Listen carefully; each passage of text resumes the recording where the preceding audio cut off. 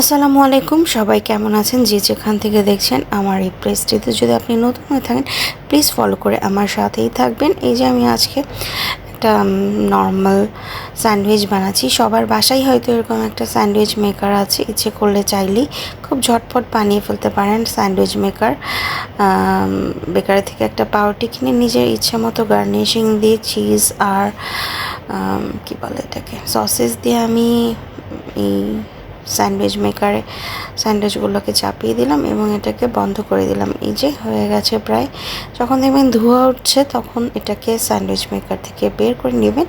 আর আমি এই যে স্যান্ডউইচ মেকার থেকে এই স্যান্ডউইচগুলোকে বের করে নিচ্ছি আর বের করে সার্ভ করে দিয়েছি একটা সার্ভিং ডিশে। তো এই যে আমি আমার আব্বুর জন্য ছোট্ট করে একটু শসা স্লাইস করে এবং সাথে একটু সস দিয়ে আব্বুকে দিয়েছি।